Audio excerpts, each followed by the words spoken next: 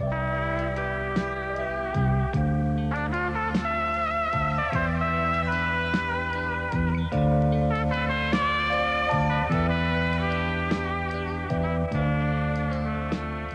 this is Dan Watanabe, and today we have Brooke Dammkoehler, Addison Randall, and Denise Dougherty here to talk about bad movies we love. And we might also talk about good movies we hate. But this is a new series where every week we will explore a movie from the past that we find to be irresistible, even though the world at large might not. So let's discuss some ground rules first. Brooke, what are some of your ideas of what makes a movie bad and yet you still love it? I think a genre movie that hits all of the genre marks in spot on, but it's over the top, perhaps. That's one of the criteria, I believe. I don't want to name them all. Let's do a round table. Let's pass it to the next group and then go around. Okay, Addison, what would you define as a bad movie that you love? Well, I got to admit, if they meet my three criteria for a successful film, it doesn't necessarily have to be a good one. I'm probably going to like it, and that is, of course, defy authority, take people's clothes off, and blow shit up. So if they're doing that and they're doing it well, case in point, let's see, Escape from New York. Case in point. It ain't a great movie, but I enjoyed it. That's a good one. A bad movie, anything beyond Alien 2. Any alien movie beyond Alien 2 is a bad movie. Generally, I think a lot of the movies that I think about that are bad are movies that are like that, are coattail movies. Which when there was one movie made in that genre, which was really great and really successful, and other studios and other productions try to duplicate that success, but they just don't get it. And, you know, sometimes those movies can be produced very cheaply. Sometimes they can be produced extravagantly, like my favorite topic for today. But yeah, it's usually a movie that just misses the mark. And usually they're genre films. Okay, well, thank you. My definition for it is usually a movie that has every reason to be great and for some reason or another just sucks. That something went wrong in the production, that something went wrong in the screenplay, and no one stopped the train from going over the Cassandra Crossing. And all you see is this wonderful disaster happening in front of you. Now, I also like a lot of low-budget movies that maybe try to extend beyond their budgets and fail. So there's any number of things that I do love that are not bad movies. The big thing for me, though, is it's usually something that had larger ambitions that just completely crashed out. And that's why I love them. My other criteria is it can't be boring. For example, Plan 9 from Outer Space, no matter what you might think about it, is fun. Creeping Terror with the giant carpet is not fun at all. It's just dull. And that's the real dividing line. Because I think that when I was in film school, I had this naive idea that there was somebody to love virtually any movie. I now know that's not true. There's plenty of movies that no one will ever love, and that is okay, because they don't exist anymore. They don't. I think Ombre fits securely into that boring category. Which one? It's got to be the worst Western ever made. Ombre with Paul Newman. Yes, Ombre is a perfect example of that. It's like dragging a 2-ton rock, you know, just trying to get through that thing. It's major scar. It's demented. Yes, Brooke. Yeah. Well, certainly on the Ed Wood category, Orgy of the Dead, simply boring. Yes. I mean, great title, fun premise, but it's nice as a period piece. to document all of the burlesque dancers at that time. So that's really its historical purpose, I think, at the moment. But it's a really boring movie if you look at it as a movie. But as a historical document, it's good. Yeah, another one that I feel falls in that category is Little Dorrit, which was a 2-part movie. I think it was made by Canon. It was one of those low-budget companies that suddenly had a lot of cash, and they decided to become legitimate. And what they ended up doing was doing a 2-part adaptation of the Dickens tale, where it's like it's beyond watching paint dry. It's like trying to watch an entire day's worth of reruns of Last Year at Marienbad. It's that off-putting. Now that's a movie that you should like Last Year at Marienbad. It's really boring. It has beautiful imagery, but it's super boring, and you're wondering why is this so important, and why do I need to pay attention to this? There are moments that are great. Don't get me wrong, and I think it had some influence, but it's super boring. And as are a lot of Godard movies are super boring, and you're supposed to think these are really important and I need to pay attention to it. So that's I think part of a gaslight, maybe, that a lot of these Godard movies are supposed to like and supposed to think are really important, when they're just very boring and didactic and advancing Maoism and communism. I mean, Vivre sa vie, for example. Yes. Well, we one time in one of the classes I was in, way back when I was at USC, we were told that we were going to be watching Wind from the East, and it was probably one of the most important movies we were going to be seeing that semester. And it was a Godard movie. And my friend Nancy Westwood and I were sitting in the class, and she turned to me and said, "I will not survive this screening." And I said, "Neither will I. Let's go." And we actually stood up and walked out because we couldn't take it anymore. And it was the smartest move I ever made. Yeah, I actually walked out on a Godard movie at a film festival once too, many years ago. And I was like, oh my God, a new Godard movie. This is so exciting. And I could not watch it. I walked out. And I am a person who, even if the movie's bad, I will sit through the movie to give the movie a chance and then look at the movie holistically. So this is probably one of the rare occasions, maybe the only time, I actually walked out on a movie. It was that torturous. You know, the proverbial fingers on the chalkboard. Another one I walked out on was Unbearable Lightness of Being. I said, it's very pretty and I've had enough. I did sit through that one, I must admit, but it was torturous. I do remember thinking, why, this is supposed to be really important and a good movie, and why am I not responding? As my instinct is not responding the way I've been told to. So anyway, Addison and Denise, Addison, do you have a movie that you love that most people would say is a bad movie, but you find it good? Depends on what the audience is. Probably some of the younger people would die because, and yet I'd probably sit through it again, although I know it's a bad movie.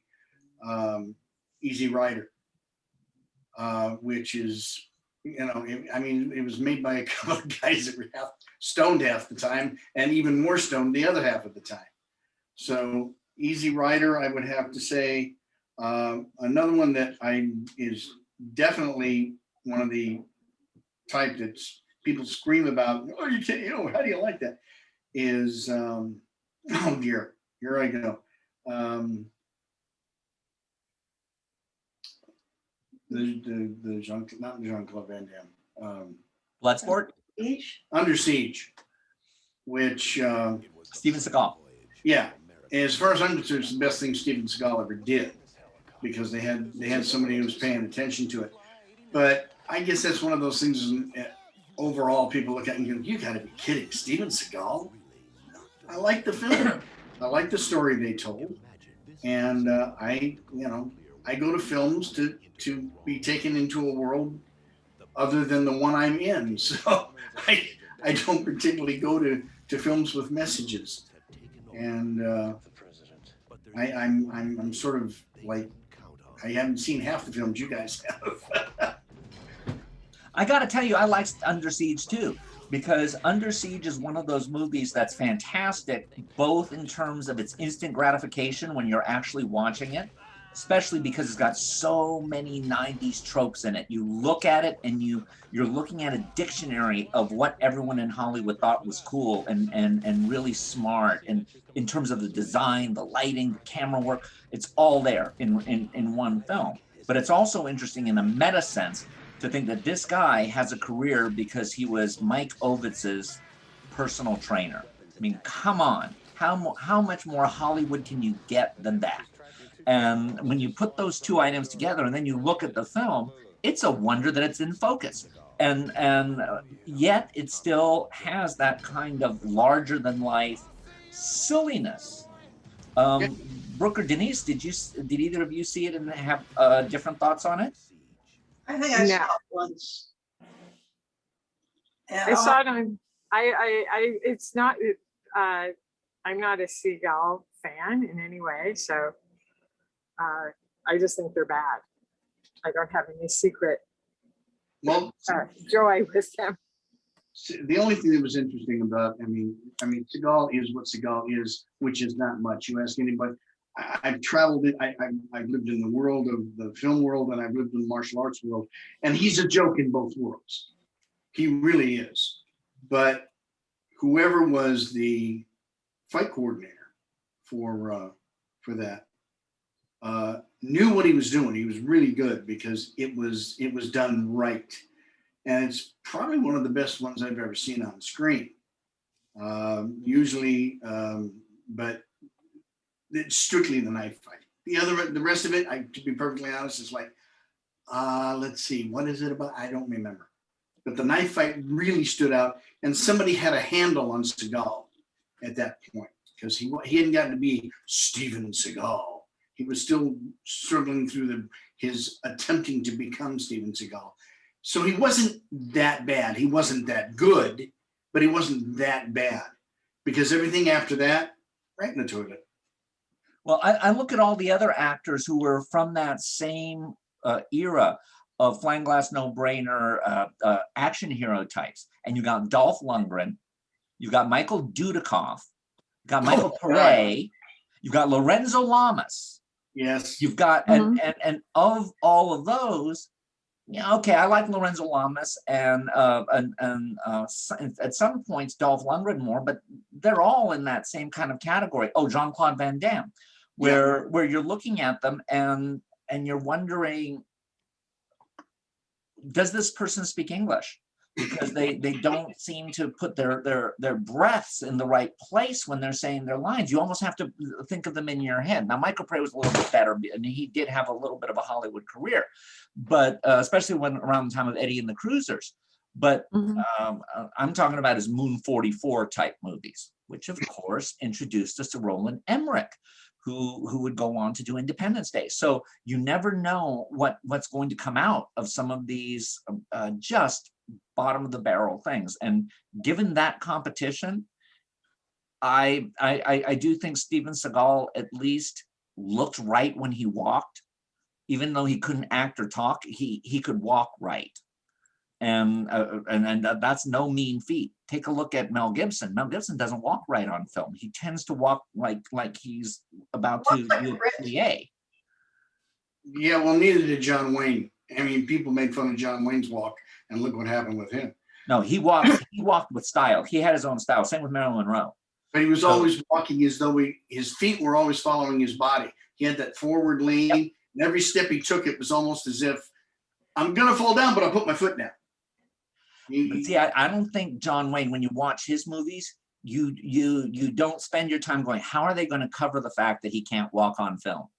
They had no problem showing him actually walking, whereas a lot of these actors who can't walk, they cover it up. And so you don't see them moving. Well, which are the actors that aren't good at walking on film. You named Gibson. Come to think of it, I'm trying to think of a time of seeing his walk. So who else? In long shot, he's fine. But look at Okay. Tyrone Power. Tyrone Power has a hard time moving as well. You almost feel him thinking through the paces that he has to do in order to take a step. So it's hesitant. And then you see someone like Charles Laughton, especially if you're watching them in Witness for the Prosecution, you Mhm. see this grace with Charles Laughton, who's thought his Mhm. character through to the way the person walks. And you see Tyrone Power, who's supposed to be this entrepreneurial and very, very aggressive evil guy. And the way he walks is he looks like he's walking on his tiptoes. And so he doesn't convey a sense of sympathy as much as he needs to for that movie to work. Got Ben it. Affleck, when he's in the Batman outfit, moves terribly. Yes. Oh, he lumbers along, and he's almost like a mummy. You know, it's like anybody can walk up and smack him because he doesn't look like he can get out of his own way. Mm-hmm. So Denise, what's a movie that you really love that most people would consider to be a bad movie? Oh, I like Troy. I watch Troy whenever it's out. Steve Brooke is just broken up. Because So Brooke, are you a secret lover of Troy too? I think I could like Troy. I think I just it goes you know, those like completely overblown sword and sandal. I secretly love that genre. So all those great 50s Technicolor extravaganzas, and I think this is just a great overblown example of it. And obviously Brad was in peak form, right? Brad is in Troy, correct? yeah, Yes. right. Yes. So he's in peak form in that movie. Complete peak form. Well, one of the things that I find fascinating about Troy is that scene removed from the cultural context of the era, which was that Brad Pitt was getting into this internecine warfare with Jennifer Aniston over who made the most money, and Jennifer Aniston won that hands down because she was in the middle of Friends, where she was making $44 million a year just from the initial airing and the rerun, and then he had this movie that bombed. But when you remove it from that, he is wonderfully ridiculous in it. He's like Victor Mature in Demetrius and the Gladiators. Oh, yeah. Or he's like Kirk Douglas in Ulysses. He's not at all like Colin Farrell in Alexander the Great. Oh, that's really bad. Yes. He also reminds me of Harry Hamlin in Clash of the Titans, where he's because Brad Pitt's never looked that buffed out before or since, and he doesn't quite pull off the Arnold Schwarzenegger steroid mama look to him, Mm-hmm. and yet when you see it on him, it's nostalgic because he's become such a better actor. It's like looking at Arnold Schwarzenegger when he was doing Hercules Goes Bananas. And his hair never gets mussed up. He goes through the entire Trojan Wars, and his hair is always perfect. Yeah, That's another one of the ridiculous things. well, about that's like here's a movie that might be a movie that we're supposed to like, but we kind of hate it and kind of love it. It Dances with Wolves. The woman, the white woman who's been captured by Indians, her hair is perfect the entire movie. You know, and this hair is no hair that would have existed out in the Wild West, not taking a shower and a blow dry every day. You know, so I think that's kind of a movie you're really supposed to like because it's a message movie. But you know, I enjoy certain aspects of it, and other aspects I'm like, oh, this is telegraphing the message, and I'm supposed to like it. It's supposed to be an important movie, blah, blah, blah, blah. But so that's a movie that has good aspects and bad aspects to it. That's why I hate Forrest Gump, because it's supposed to be deliberately profound. Yes. It's just silly. Yes. Yeah. Like any movie that's supposed to be, that is supposed to be profound and you're supposed to like Philadelphia, that was supposed to be the profound AIDS movie and get everyone on board with the with the AIDS lobby, and people wearing the red ribbons, and if you didn't wear the red ribbon, you were. I mean, if there was cancel culture back in when that movie came out, that essentially people were beginning to be canceled for not going along with wearing the red ribbon at public appearances. So we see the nascent cancel culture back then. But that's just kind of a movie that's so sappy, playing on your heartstrings. Problem that I had with Philadelphia is it had not, even though it was almost 10 years later, it didn't move the needle one bit from the very first AIDS movies, which were things like in early TV movies, like An Early Frost or Any Mother's Son, whatever, the one with Anne Margaret and I think it was Julie Andrews in it. And certainly not as good as Parting Glances. Oh, exactly. Parting Glances is the bar for the AIDS movies. That's a brilliant movie. Acting is great. Story's great. It's real. You believe it. You believe all the characters. You believe the story because it was obviously based on real life, and that's the bar, gold standard in AIDS movies. I also felt that Philadelphia, to me, was compromised because of why it was made. And maybe I'm wrong on this, but I think Jonathan Demme had been taking a lot of flack because of what happened in Silence of the Lambs as being rather, quote unquote, transphobic. And even though that word didn't exist back then, it positioned, once again, a gay character or a character who reads as gay being a complete psychopath murderer. And he got blowback, and so he made Philadelphia as his apologia. And yeah, absolutely. It doesn't work any better than Intolerance worked for D.W. Griffith after Birth of a Nation. You can see the strings, and especially when they this is going to sound awful, but when they cast Antonio Banderas in it, and you're going, no, unless there's a lot of cast changing hands, Tom Hanks, at least the way he's playing that role, would not be able to get an Antonio Banderas as his boyfriend, especially during that era, which was the Sex Club era. So, exactly. Yeah. And he was an Eb. He was an Ebbish, so he would have to pay for it.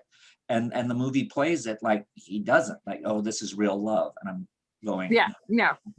Exactly. It was. I agree that relationship was completely unrealistic and phony. Totally agree with that. Well, the movie completely glossed over the whole backstory of how that person would have gotten to that state in the first place. So that was a very the culture that came that was happening at that time, as you said, the sex club culture. So at least it's in around the story in Parting Glances.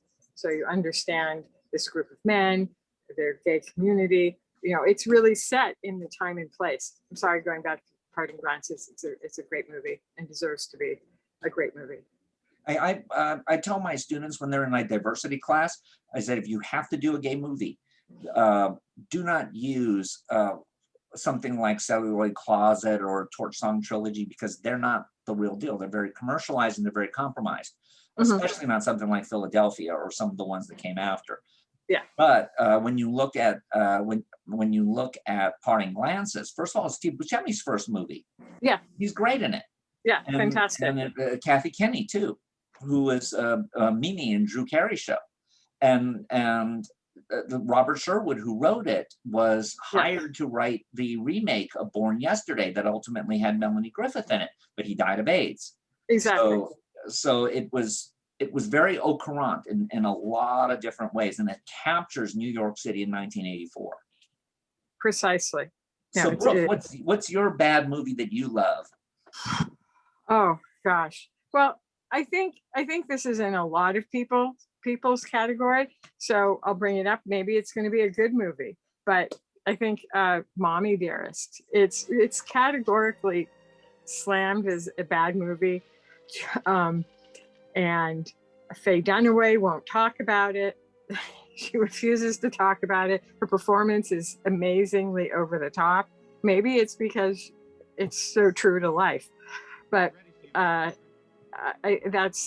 a total bad. I think it's so bad it's good. I think it's absolutely brilliant. But maybe it's the inverse of the coin. It's a good movie that is unnecessarily maligned. Maybe that's two sides to the coin. I'm sure I'll think of something else, but that was really the first movie that came to my mind, and something that I'll always watch. Bad movie I'll always watch when the channels are being turned. The other one is Cleopatra, Mankiewicz. That was my favorite movie as a kid because it was always on the 3 p.m. movie in 2 parts. One day part 1, second day part 2, and I love the excess of the drama, the excess of the sets, the costumes, the real life drama of the actors, you know, Taylor and Burton and the whole thing, the jet set culture. So that movie is very much of its time and place, reflecting on obviously ancient history. So I just love that. Those are 2 that came to mind. Those 2 movies, quite opposite, but or different, but those 2. Addison and Denise, what are your thoughts of either of those movies? I don't think I saw either one of them. So Yeah, unfortunately, I've never seen Mommie Dearest, so I can't comment. But yeah, Cleopatra, you know, before Troy, that would have been a go-to. You know, it's like I mean, when she comes in on that golden pyramid in Rome. The last time I watched that, I looked at that and I said, all those extras are real people. Yeah, that's a great thing. Yeah. They had to fix lunch for all of those people. Yeah. And the music, you know, the lumbering music when she comes in, it is deliciously over the top. Yeah, the costumes, the makeup are amazing. It was so amazing. Yeah, it's visual cheesecake. Exactly. And once again, the fact that there's real extras. Now you have a few extras and CGI people. So that was these movies in the 60s where they could at the dying era of the studios where they still could have cast of thousands as extras. It's amazing. You can't beat that. You can't beat having real people dressed up there on those sets doing stuff. And I guess even though it was good, I really loved HBO's Rome, which I guess is an extension of this. Because the drama was great, the acting's great. You can't beat the British for acting; they're the best, and they really carry off these over the top campy stories of murder, intrigue, power. You know, just coming right out of I, Claudius. I'll watch, but these are good. I mean, I, Claudius and Rome, they're amazing. Great acting. Always cast a Brit over an American. Even to play an American, they're far better. I think it's the maybe it's the classical theater training. I don't know. That could be a whole other discussion. Why are Australians and Brits better than Americans at playing Americans? Or any character. I always like to say that in Britain, I don't know about Australia, but in Britain you're taught how to act. Yes. In Hollywood, you're taught how to move in front of the camera. Yeah, and you see the same movements. You see actors doing the same movements for the same emotions. So they all went to the same teacher here in LA or something. Conveying the same emotion with the same body movement. I've clocked that many times. And in movies, we're getting a culture now where guys have to be apologetic for being guys, and I don't think that's hit Australia yet. Well, that's certainly, if you need a real man, you go to Australia. That's for sure. I've been saying that for a while. And what is it, right? Yeah, you got the accent down. I mean, Mel Gibson from the Mad Max movies. And then into Braveheart. That's just incredible. Yeah, Russell Crowe. Yes, Russell Crowe too. Oh, in Gladiator, another favorite. But that's a good movie. That's a good movie. That's a good movie. And I tried to be Gladiator, but failed miserably. Well, what I find interesting about Russell Crowe is think about how Russell Crowe and Guy Pearce, another Australian actor, were in LA Confidential. And you look at the two of them in LA Confidential, and you would never believe that they're not Americans. They've got the accent exactly correct. And moreover, they've got the attitude correct. And I'm even thinking that 30 years ago, it would have been hard to find an American actor who could have played that kind of no holds barred tough guy that Russell Crowe played in that, corrupt and flawed, and yet still with human elements. The only thing I didn't like about LA Confidential, to be honest, was the ending. And with I remember thinking, oh my God, you really needed Roman Polanski here to tell Robert Towne, no, we're not going to stick a happy ending on it. And then, of course, I went back to the book and I said, oh, that was in the original novel. The kiss of death type moment when somebody gets completely gunned down and then they survive to live happily ever after, that was in the book. So you can't hold that against the movie. Oh yeah, you could hold it against it for not changing it, not having someone drop dead. But it's a movie that holds up. And unfortunately, it was a failure. I wish it had made more money. I do too, because it is my #1 favorite movie. It is Yeah, my it's really good. I never get tired of watching that movie, and I learned so much about good writing from watching that movie. And just watching it enough so that I don't pay attention, get involved with it, but can watch the construction of the story.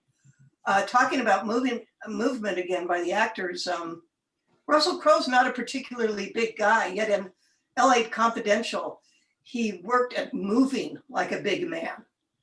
So even though he's not a particularly big man, he gives you that impression simply by the way he moves. Well, then in Gladiator, you think he's a big guy. I mean, I don't know how big he is in real life. I should look up and see how tall he is, but he seems like a very massive individual just based on, the performance in Gladiator, how he moves, how I would think he's a big guy. So that's actually, if you look at it in The Sum of Us, did you ever see The Sum of Us? It's a little independent Australian movie that he made before he came to the US. The gay guy. Yeah, he plays a gay guy in it, and he's very small looking in it, and he carries himself like a small guy. So it's very difficult to just look at him and tell how big he is. That's a testament to his acting ability, because he knows how to inhabit the role, inhabit the character, from a small gay person to this a gladiator, and then a cynical detective in 1950s LA. And the tobacco executive, which he did the year before Gladiator. Yes. He's kind of this nebbishy guy, and just he's wonderful. The only actor that I admire more than him out of Australia, and unfortunately is no longer with us, is Heath Ledger. I was a Heath Ledger fan years before. Oh yes. Dark Knight. Wow. He was a baby when he did Dark Knight. It's like what, 24, something like that. He did White Feather, the White Four Feathers. He had even younger. We started watching him when he was in the TV show called Roar. It was never bad.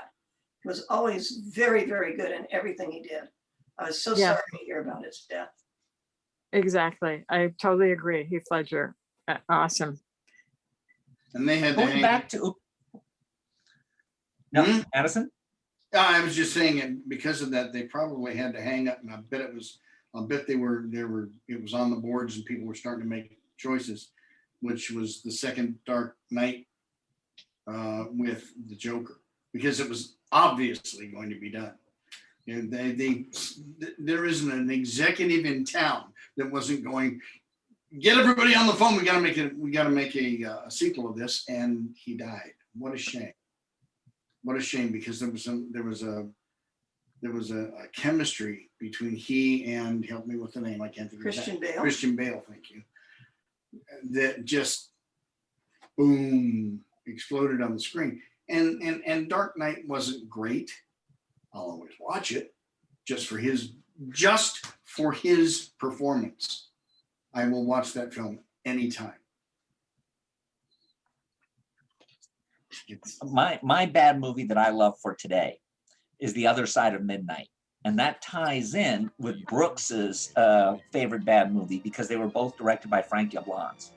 Oh my God. The Other Side of Midnight was the very last of those big budget, big studio adaptations of tacky bestsellers. It was Sidney Sheldon's first book that had this wild combination of extreme melodrama and film noir elements. And what other movie can you think of that begins with a woman who's being sold into white slavery by her father in order to get a radio because it's World War II, and ends with her standing in front of a firing squad after being the girlfriend of an Aristotle-like Greek tycoon? I mean, it just has no common sense. Plus, it was the first movie, it was one of the first major roles for Susan Sarandon, and she will never mention it, although she walks away with it very, very, very, very well. The lead actress in it was Marie-France Pizier doing her American film debut. She unfortunately died in a drowning accident a couple of years ago. But she's really interesting in it because she spends the entire movie taking off her clothes. And when we watch it with today's eyes, it's absolutely shocking how just exploitative it is and how firmly it was geared toward a female audience. And it also was written by Daniel Taradash, who wrote From Here to Eternity, and Herman Rauscher, who wrote Summer of 42. So it has these incredibly impressive credentials with it, and it's just a mess. The whole thing is one unintentionally hilarious scene after another. But it also had an historically important thing, and this is usually gotten wrong in film history. It's another reason why I don't use textbooks, is that when the movie was made, the way what 20th Century Fox did with it is they used it, even though block booking was not allowed, they used it as a way to hang over theaters, that if you did not take Star Wars, you would not get The Other Side of Midnight. The story today is flipped, but the truth is, The Other Side of Midnight, coming as it did after a #1 bestseller, and all of this publicity buildup, was expected to be a major hit. And Star Wars, no one had faith in it, or they had marginal faith in it. And so they needed to get theaters. Theaters weren't willing to book it in advance, and they said, take it, or you'll get or you won't get The Other Side of Midnight.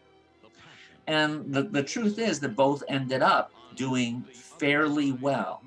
And like Mommie Dearest, The Other Side of Midnight has no shame. It doesn't have a performance anywhere near Faye Dunaway's in Mommie Dearest, unfortunately, because if Marie-France Pizier had been able to pull that off, despite her numerous Césars and other major French awards, she doesn't come across in this. Neither does John Beck, who plays the erstwhile bad guy in it, although Ralph Filoni is great as the Greek millionaire. But when you look at Mommie Dearest and Faye Dunaway, she is going to be remembered for that movie much more than Bonnie Parker or Diane Christensen, the character she played in Network. Yeah. Oh, yeah. Well, Diane Christensen is a great character. She pulls it off perfectly. This the cold career woman, an ounce of femininity. She's driven. She's monstrous, eating people up as she claws her way to the top. But but yes, the Mommie Dearest performance, I agree, is the one she's going to be remembered for. Every bit as much as Patty Duke is not remembered for The Miracle Worker. She's remembered for Valley of the Dolls. Yes, so another great movie. Yep. So sometimes when you pull yourself by claws into a really over-the-top performance, yes, it might temporarily hurt your career, but it guarantees you immortality. Do you think that if Christopher Lee and Peter Cushing had stayed in Laurence Olivier adaptations of Shakespeare, rather than going off and doing Dracula and Hammer films, that they would have anywhere near the name recognition they have now? No, and they would, and Cushing would not have been in Star Wars if he had not done those Hammer movies. You know, Peter Cushing. I mean, I think it's directly a result of the Hammer movies, why he's the Empire, is he Admiral, something like that, Grand Admiral. You know, getting all those great British actors to play those key roles, I think it completely helped Star Wars, getting to balance it against the American cast of the rebels, getting all the British people to play the Empire, with the heavyweight being able to pull off sell the role, sell the world, give it that gravitas, because they are such good actors. So I think that was very key, the fact that it was made in England on the stages over there, and with all the technical people who could pull off the modeling and the miniatures and the set design. You know, a lot of technical skills had to be marshaled to also make that movie. But the casting of the British people, the heavyweights, was key. You know, Alec Guinness as Obi-Wan, completely. That's what people know Alec Guinness for, not for Kind Hearts and Cornets or any of the other great movies he's done. No, I'm sorry, nobody remembers Great Expectations or thinks of him in Great Expectations. Yeah. And even though he won an Oscar for it, I don't think there's anybody, if you were asked to write down a list of Alec Guinness movies, would put Star Wars below, would put Star Wars, below Bridge on the River Kwai. I mean, everyone would put Star Wars above it. Yeah, Bridge on the River Kwai, a great movie, great performance. But yes, Star Wars is what he's going to be, what he's remembered for, and he's going into, you know, he's in iconic status because, you know, the Obi-Wan character, which he brought to life, lives on. And, you know, use the Force, Luke, and now we're having the origin story of Obi-Wan with Ewan McGregor, who does a great job, I think, playing Alec Guinness in the first trilogy. So I'm happy to see it back. But those are bad movies that I love. I think another example of the difference between British and American actors is you look at I don't mean to knock on American actors, but when I look at someone like Anthony Hopkins, he's able to be in Magic. He's able to be in Audrey Rose. Yeah. And he's able to be in the Elizabeth Montgomery remake of Dark Victory. And he's good in all of them. Mm-hmm. But you look at Dennis Franz, who people thought was, this unimpeachable actor, so fantastic in NYPD Blue, and you look at him in Die Hard 2, and he's terrible in it. He's giving a performance that would really give not only Faye Dunaway a run for her money for Mommie Dearest, but also Carol Baker in The Sweet Body of Deborah. You're looking at this performance where he's tearing up the scenery and chewing it with a gusto that my dog has when you give him a bone. And that comes in one of the problems with American actors is that, and it's kind of sad, in Britain, acting is a legitimate job. If you're an actor, that's what you do. That's your job. You act. And the Brits believe it. The Brits accept it. American, no. How many times have you seen the sign that says no dogs or actors allowed? Whether you want to admit it or not, it's true. It's still that underlying attitude about, oh, you're an actor? Dad, I want to be an actor. Shut up and pick up the garbage. You know, it's not a good job to have until you become a big shot. So the American actors go into it with things against them already because their society won't accept them. And it's too bad. It's funny, but it's too bad. I also wonder what percentage of Hollywood actors or actors you usually see over the media have actually been in front of a live audience. I think the advantage that British actors have is, okay, I don't have a film for 6 months, I'll go do a play. And that does stretch them because, you know, he can do the Dark Victory and then he can go and play Othello for 6 months and then come back to his next film gig. And believe me, you talk about feedback, you're standing in front of a crowd of 300-400 people in a small theater. You feel every one of and the camera never gives you anything back. But the audiences, oh yes, they will either forgive you a million things or they won't forgive you a thing. And that varies from night to night. So I think that's one of the reasons British actors are better. Made of sterner stuff. They're not more talented. They're just better.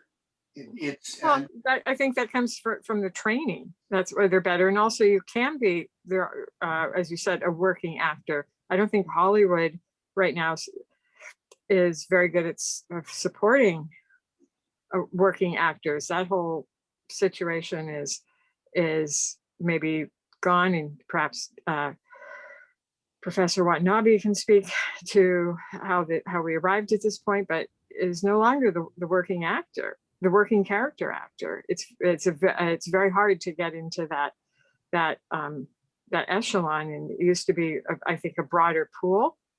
And also, I think a lot of people go into acting not because of the craft to be a working actor. They're going into it to be stars and celebrities and chasing fame.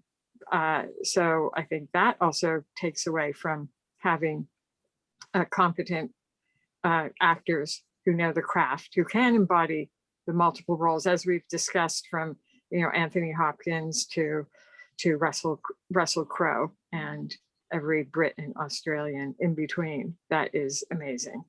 Another thing about that British actors can do, and it's really not their fault, American actors can't do, is a British actor can age into a different persona, a different role. Hugh Grant and Jude Law are now becoming very interesting actors since they're now past their pretty boy stage. Mm-hmm. And in Hollywood, they would go, oh, he's no longer good looking. I know, excuse me the French, but I no longer want to F -- him. So let's not think about him.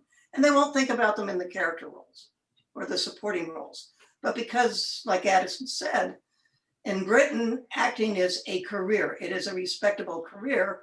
And it's okay to cast Hugh Grant in a supporting role. I don't know if anyone's seen The Gentleman. Hugh Grant in that is incredible. You don't even hardly recognize him. Not like anything he's ever done. Well, I think a lot of the stars aren't like the Brits understand that you transition, in your career into different roles.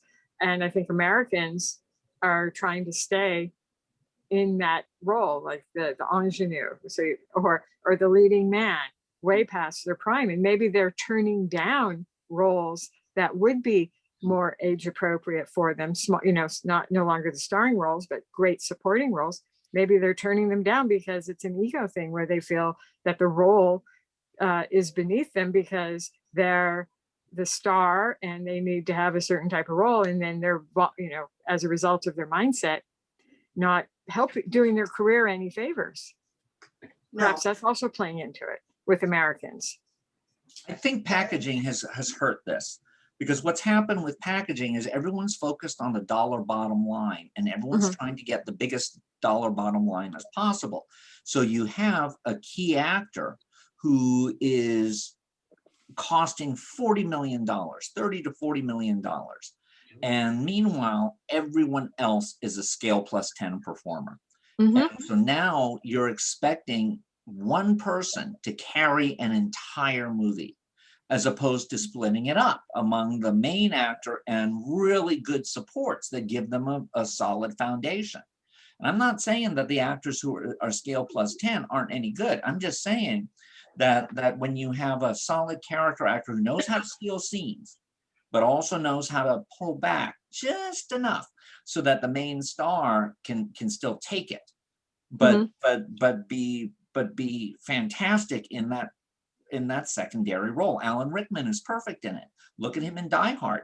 He's spot on in it. So was Alexander Gouverneur. That they're all really, really great actors in it who know how to maximize their time on screen. And now, in way too many newer movies that I see, you've got a stellar performance in the center, and everyone else is good, but they're not memorable. So the movie as a whole, unless the star is really extraordinarily charismatic, starts falling apart, especially with the length, the running time of a lot of movies that are being made today. There are a couple movies that could be called bad movies, and yet they're not, at least as far as I'm concerned. And those are the Kill Bills. Overall, I mean, God, he stole everything in the world that he could from all kinds of genres. But there was one performance in there that is just amazing, and it's Michael Parks. He's an American. My God, he's brilliant. You see him as the sheriff, and you go, oh yeah, well, of course, I've seen him do that 1,000 times. And then he comes back as the Mexican, and he was stoned out of his mind when he did it. If you watch that performance, he had to be 3 sheets to the wind. I imagine he'd been smoking all morning because he can't keep his eyes open. But the performance is right on the money, dead bang. I'll watch that movie just to see that performance. And imagine he did all of that after starting his career running around naked in the Bible, playing Adam. Well, I mean, he had the top television show in town with Then Came Bronson, and unfortunately, and it was his own fault, he egoed himself right out of business. He walked into the producer's office and demanded more money, and the producer said no. And he said, well, I'll walk. He said, go ahead. And they did. He did, and so did they. They shut it down, which is too bad because it was a good series. Same with Tony Musante when he was doing Toma. He just walked away from it, which is how Beretta got its start. Well, you know, of course, that's what the big producers did. They couldn't be blackmailed because it was like, I don't care, I'll shut it down. It's only a movie. I've got 20,000 people out there that are willing to take your job, so go away. And I think if you're comparing bad movies to good movies, again, The Gladiator and Troy Gladiator is full of very good support players. You've got Oliver Reed, you've got Derek Jacobi, and they're all very good in their roles. Whereas, as I told Dan this a couple of days ago, in Troy, nobody's bad in it, but they're obviously just there to get their paycheck. They're as good as they have to be. They're not any better. The only one who really looks like he's trying to give a good performance is Eric Bana as Hector. But the others are just kind of, okay, yeah, well, this big film, you know, it's big budget, nobody's going to care, you know, just, you know, sign my check. But in Gladiator, you do have all these colorful individual performances. Like when Oliver Reed says, you sold me queer camels, you know, or giraffes. You sold me queer giraffes. And things like that. They're all trying to do a good performance. Whereas in Troy, like I say, with probably the exception of Eric Bana, they're really not. Even Brad Pitt is not really working as hard as I've seen him work, like in Snatch. Oh my where God! He plays the gypsy. Oh my God! Yeah. He's just kind of like, all I have to do is look pretty. Oil me up. Okay, I'm ready for my close-up. You know. So that's another dividing line, I think. Brad Pitt in Troy fulfills what George Cukor used to say. He used to say, when a movie is advertised on how naked the female is, you know you have a bad movie. And you know you got a real Lulu if all the publicity is focused on how naked the guy is. And in Troy, that's all the publicity focused on, was Brad Pitt being as naked as humanly possible without being an X rating. And it's a little mini dress. It's bad. I'm surprised, although as far as that goes, I hated that movie because they didn't play to the story the original story, which of course was full of gods and blah blah blah. But they fought the Trojan War in 10 days on that film. And I'm my God, no. Has anybody read the Iliad? Did anybody look at the Iliad? So it was, okay, Brad, be pretty, because we don't care about the story. Everybody knows the story. No, they don't. 10 years that war went on. And I don't know. I sat there and made Denise crazy because I'd sit there and bitch about it. Every time they'd break one of the rules from the original story, from the real story, I'd just go up, I'd go bananas. It's like, what are you doing? How dare you? Yes, that's a really important part of the story. The fact that they were there for years fighting this war, not 10 days. I got a bad movie that I hate. That's Right. Speaking about Trojan War, The Trojan Woman. I mean, here you have a movie with I've seen Katharine that. Hepburn, Vanessa Redgrave, Genevieve Yes. Bujold, Irene Pappas, just Brian Bloom. You've got this amazing cast, and it's unwatchable. I agree. I've tried so many times to get through that because of the cast, because of the underlying material. But if you torturous. If you ever watch the play, Trojan Woman is a powerful play. Yes, and that's why you're looking at this movie going, what went wrong? Because some things should not be made into movies, and Trojan Woman is one of them. The Greeks, the Greek, any of the Greek tragedies, you try to make them into a film, I'm sorry, it's just not going to work. Oh, did you ever see the Oedipus Rex done by Pasolini, where everyone is running around it wearing masks, like in the original Greek plays? Yeah. That's another one where you go, okay, if you weren't murdered for Sallow, you would have been murdered for that one. Well, what about something that started off bad and never should have gotten a second picture, and yet the second picture came out and it became huge, is Mad Max. Mad Max is a bad film. Good stunts, great stunts, but the film overall, they even had to dub.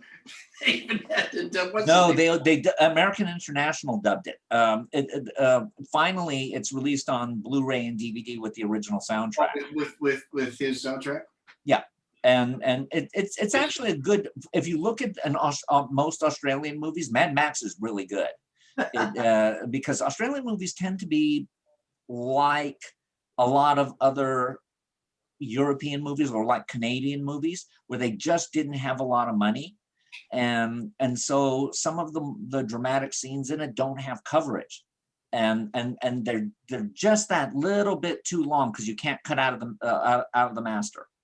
But the action scenes were great. It only cost $200,000, and it was for many years until Blair Witch Project the most profitable foreign movie ever released in the rest of the world. I believe it. I'll watch it anytime it's on. Mad Max to me is, oh my God, it started with this. And it's a pretty powerful film. But everything now it was a cheap, low budget. Yes, low budget by our standards. $200,000, that's nothing. But look what they did with it. Oh my God. And the stunts, and of course it came into Road Warrior, then came Road Warrior, and they got a much bigger budget, and they did a better job. And it just, and it gave us Mel Gibson. And they gave us Mel Gibson. Yeah, absolutely. Gave the world Mel Gibson. Going in the opposite direction, a movie that got way too much money, and you're sitting there going, who the heck was watching the dailies on this? It's The Fifth Element. Yes. Totally. Yeah, you're just going, was anybody watching this? There was no direction on The Fifth Element. Absolutely not. No. There was nobody had a hand on those rings. That's I the song, isn't don't it? know why Bruce Willis had to be a blonde. Yeah. What's his name? The black kid. Chris Tucker. Chris Tucker. Oh God, I wanted to kill him. Just wanted to go on and shoot. Well, Somebody put a rein on this young man. Well, I mean, but look how he was costumed and how his hair was done and everything. It was just, it was out of control. Yeah, definitely needed some control. Yeah, that's kind of a guilty pleasure one. It's pretty bad, but it has some fun moments. But I agree. Yeah, Luc Besson is the director of that. And Yeah. the issue with Luc Besson is that no matter what you do with him, he's interested in the way the shot looks. That's why, what was the name of that movie he made last year that bankrupted the studio behind it and bankrupted his production company? It was a movie that cost $150 million. It should have been a low budget picture, and it totally tanked. What was it about? It was one of those, I think it was a dystopian future movie, and it was the one he made last year, and I can't remember. Oh, I'm looking it up. Stand by. But Yeah. when you look at Luc Besson movies like L'Ascenseur or Leon or those, they're good. And Fifth Element has a huge cult following simply because the visual design on it is so spectacular. But when you see most of his films, the narrative in it goes all over the place, and they're very cold. Even Femme Nikita is relatively cold. And you end up being impressed by it rather than moved by it. And that's kind of the challenge. Yeah, but what he did, but the thing is, he didn't, I guess I get the feeling he didn't know what to do with a lot of money, because The Professional, I am not a big French fan. Not at all. And I didn't realize Luc Besson was French until I saw the end of it. When I saw after The Professional, I loved it. Valerian is the one I was thinking of. Oh, Valerian, yeah, that thing is, again, all over the place. Pretty pictures. Yeah, but I really want to live on that beach at the opening, you know, it looks like a really nice place to visit, but it's like, you know, it's all over the place. and yet he comes up with something like The Professional. Quiet little film that just grabs you at the beginning and takes you all the way through to the end. I mean, the premise behind it, a little girl attaches herself to a hitman. My God, what a pitch. And what Natalie Portman does with her performance in The Little Girl is kind of disturbing at times. Yes. It's kind of disturbing because she knows exactly what she's doing in those scenes. She's a good actress. Anyway, guys, thank you very much for doing this with me today. I hope you're willing to do more of these, and we'll talk about more bad movies we love and good movies we hate. Yes, totally. This was a lot of fun. Thanks for having us. I think we should devote a session to movies that should have made better box office than they did. Oh, that'll be good. We can do that next time. Okay. Movies that should have been hits but weren't. Yeah. Yep. Okay, thank you. Thank you. Goodbye. Bye. Bye. See y'all later. Bye.